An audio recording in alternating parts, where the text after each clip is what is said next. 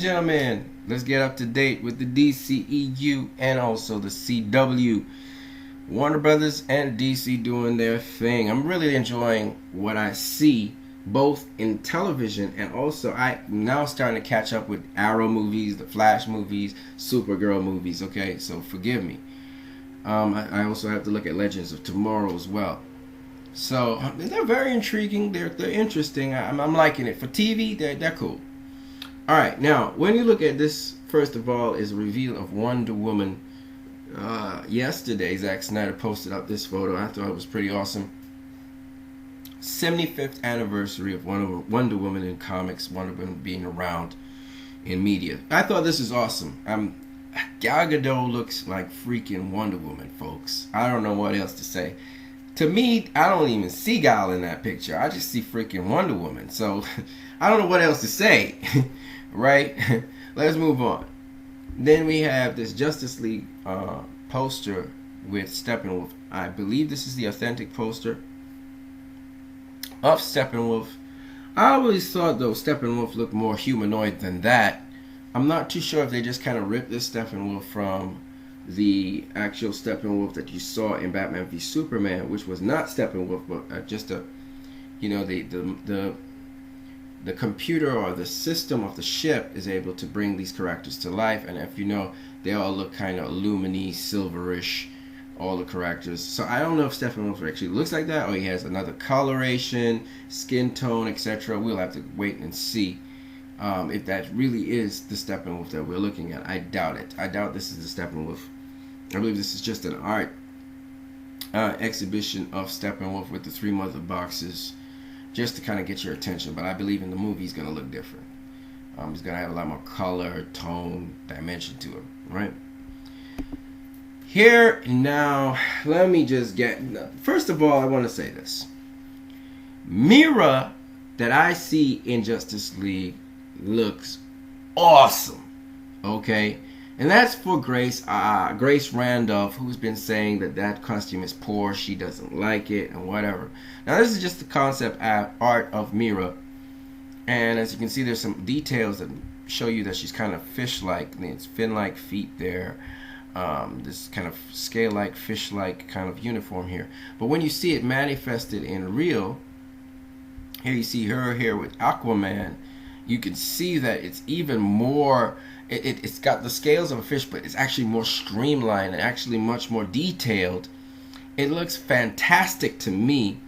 If you think of Feora L in Man of Steel was looking so badass. And to think, you gotta understand, the Atlanteans, Aquaman, and also Mira, they're both warriors. Okay, they can fight. Okay, this is not a game.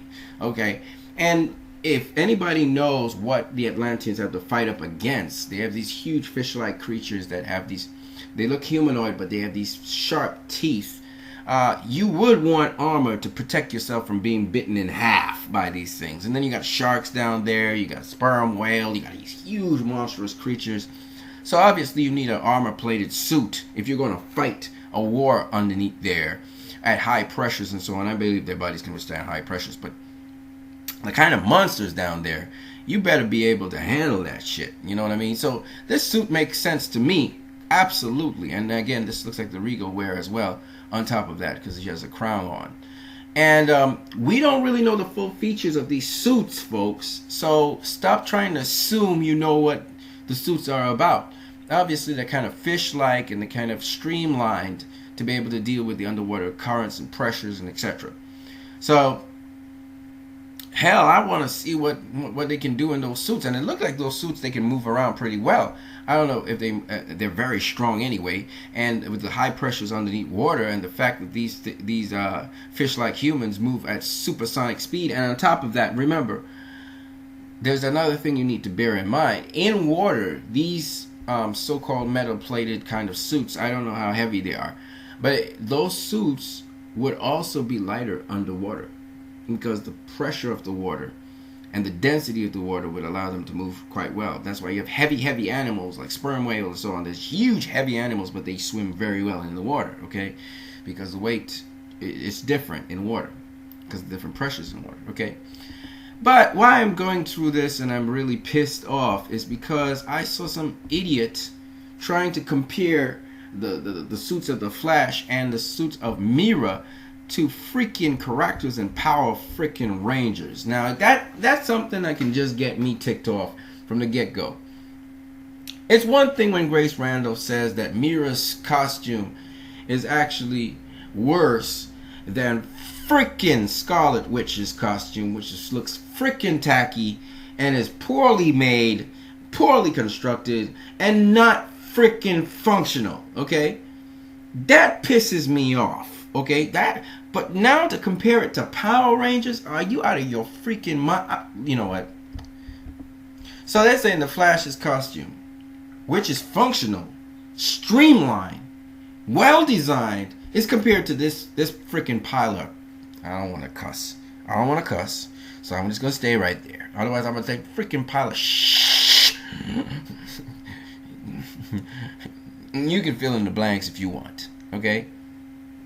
There's no freaking functionality to this thing. It does not feel weighty. It does not feel like real materials. It does not feel realistic. It does not feel functional. It feels like, rubber. Like somebody's wearing a rubber suit and they move around in it. Everything about it's not freaking realistic. Okay? And then its design is horrible. Look at this. Freaking, the only thing that has in common with this is it's red. And it's not even that color red. You know what I mean? It's got a little area for abdominals, like here, and it's got this little thing here, kind of like that, and it's kind of made up of pieces, kind of, not really. They kind of all melted together. You know, it reminds me of this cheap toy that you kind of melt everything together because you couldn't fit the parts together. The detail on this shit is just crazy. Okay, that's just for start. What the hell is this headpiece anyway? And what the hell is, blue? Come on now. I'm just like everything about it. Maybe Asians like it. Maybe the Japanese and Chinese will dig this suit. But you gotta be out of your mind, or you're just horrible at fashion to compare this suit to a Power Ranger suit. I'm just saying. God knows, and only God knows, that the person who's saying that this suit looks anything like this suit, God knows what's going through my mind right now. That person needs to be shot. They're not anything in common at all. There's nothing common about them. And this person looks like they've been exploded on, or they were blown up. They look like their skin is burnt or something. They look like a witch or warlock or some shit like that. The designs are nothing similar about the designs of either suit. Okay? When I hear crap like that, it really pisses me off. Okay? Because you can see the designers took time to design this suit. There's so much detail into it. This slapped together piece of shit? Are you serious? Did she just get blown up or something? Maybe that's what happened. Because that shit doesn't look like this. You know what I mean? It just doesn't. Okay? And then the inbuilt functionality of this suit. Okay, you don't know the functionality yet, but I mean, oh, come on, man. It's like comparing a toddler putting together some kind of fashion statement here and something well designed with function. Okay, it's two different things. And Grace Randolph, Scarlet Witch's suit is better than freaking Mira's? Are you out of your mind? Mira does kind of remind me a little bit of, as I said before, Feora L. Alright, it's badass suit. I don't know all the functions of it. I'm pretty sure there's going to be functions in that suit. And obviously it's designed a certain way because of the fact that Mira, she has, you can see protection on the hands and so on, and the suit actually goes all the way up to the hand. There's a reason why that is so. Okay, and of course Mira, she has certain powers. She can control the ocean, she can control the weather to some degree, she can control water droplets, she can blast these immense power surges from her body and her eyes. She's very, very powerful. She's kind of like Storm, but even much more potent than that. She can fight and all of that. So I mean, please, Grace Randolph, send this message to Grace Randolph. Please stop. Just some of your fashion statements just don't make no sense to me, okay? And there's no way in God's green earth Scarlet Witch is a better costume than this. Scarlet Witch's costume has no freaking functionality to start with. And second of all, The design is horrible. It's atrocious. Okay? It reminds me of TV-like designs for a character. Okay? Mira's design is fantastic. I'm pretty sure it has a lot of functionality for her to swim, for her to move, for her to fight in. Okay? And she has powers as well. So please, folks, please stop with the nonsense. You hate DC, you hate Warner Brothers, okay, just say that.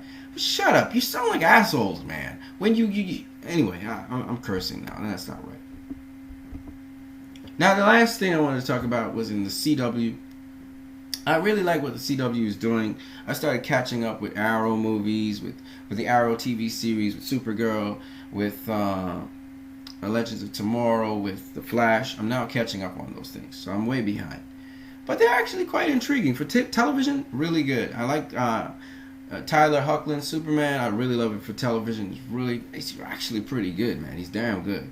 Now, from here, if you look at this photograph, this is actually a photograph taken from the comics. Supergirl here, possibly dying. It's a different scenario slightly. There's a red sun behind. There's a bunch of people there. And there's a yellow sun behind here, and it's in the city. And this is actually taken from the television series where they were facing Metal, okay? However, I want to just say that the CW is progressing really nicely along.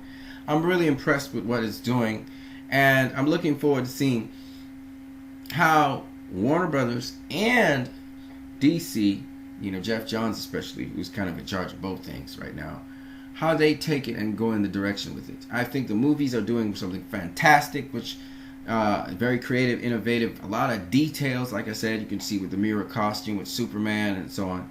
I mean, let me just show you guys a side-by-side comparison of Tyler Hoechlin's Superman and Henry Cavill's Superman. I'm just going to try and get a side-by-side comparison here really quickly for you guys in real time. Alright, so we just type in Tyler Hoechlin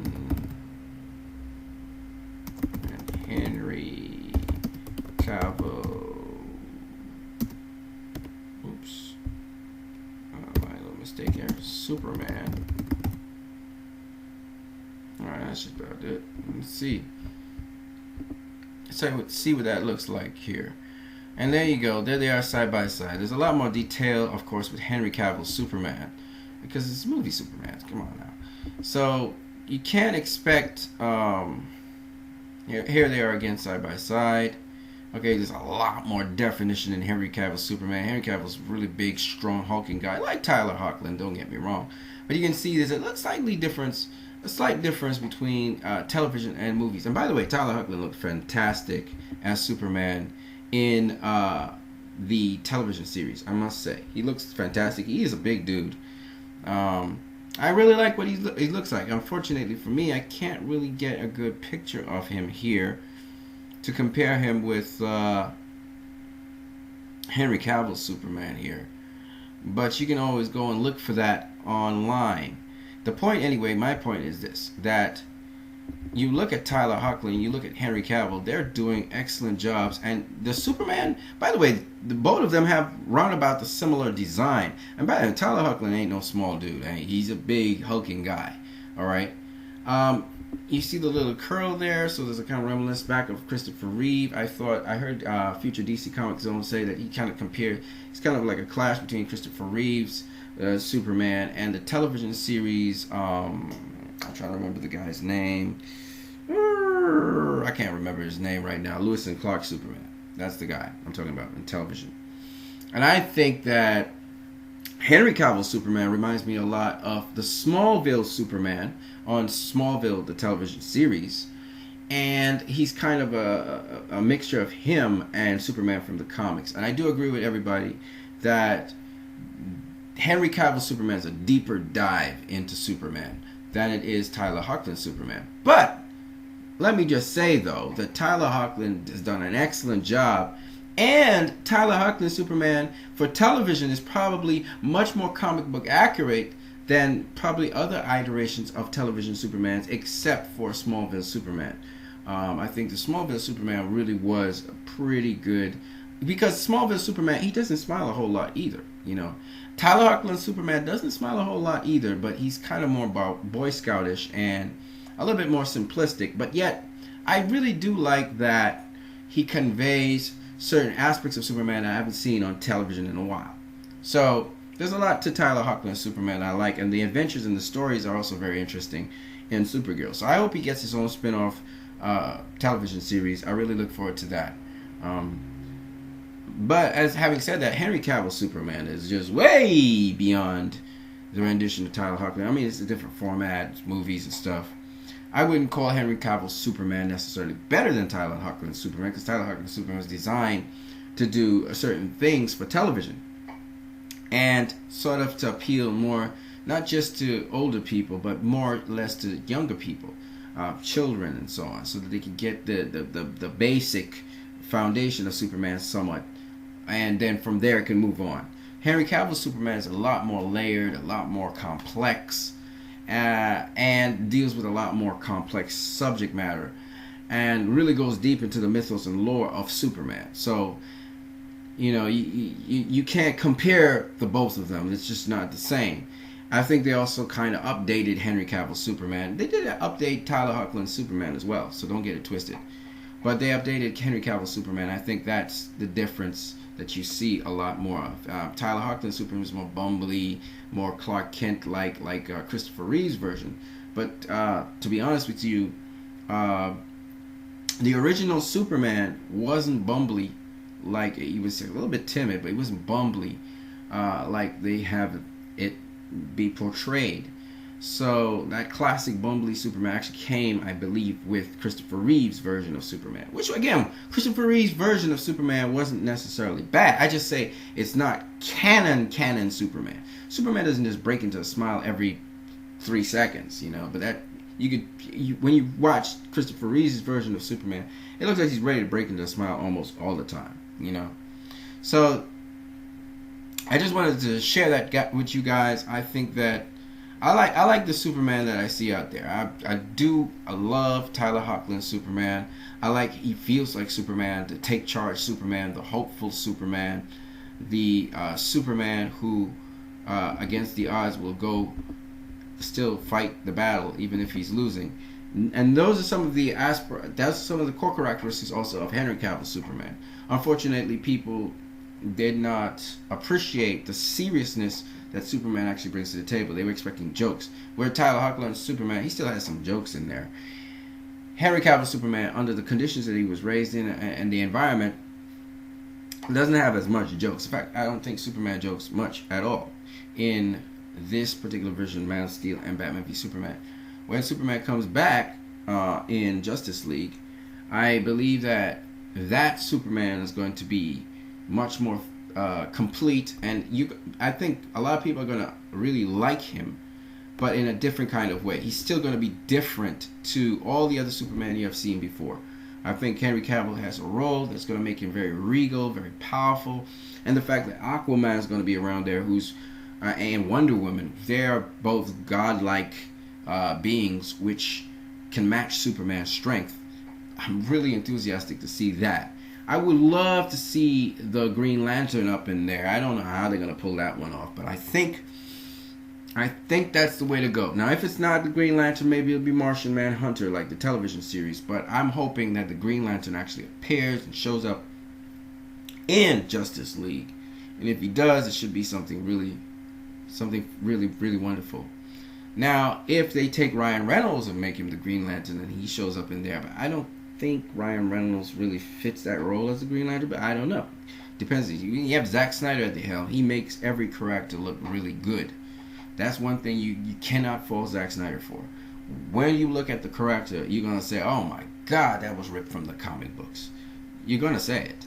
Alright? Zack, he tweaks little storylines and little things. He always deconstructs things. So he gives you that little deconstruction in there, make you think about comic book characters. And I love that about Zack Snyder. He's able to make you realize, wait a minute, there's some things we're taking for granted here in the comic books, or things we assume the comic books are saying, you know. So on that note, guys, I just wanted to talk about that. You guys can leave your comments in the comment section below. Yes, I heard that there's talk of Warner Brothers, Time Warner, being bought out by AT&T, and I guess for the purposes of it going mobile and all of that. But I don't know if Warner Bros. Will sell out their stock. Why would they sell out themselves to AT&T? I think they're probably going to make a deal with AT&T, but I don't see why they should sell it off. But we'll see. I don't know. It's sort of a semi-rumor. It's not confirmed or anything. It's some insider scoop. AT&T buying it over. I don't know if that's a good idea, but and all of that, I don't know. I don't think it's a good idea, but we'll see how things are going. But it will explain the trajectory where Warner Bros. Is trying to go towards digital sales and DVD sales and home studio sales more than they are trying to push for the really finished product in the theater. So it might explain why the home entertainment sales and the home entertainment market is what they're trying to open up. That would probably explain that. We'll see. I don't know. But we will see. You guys have a great one.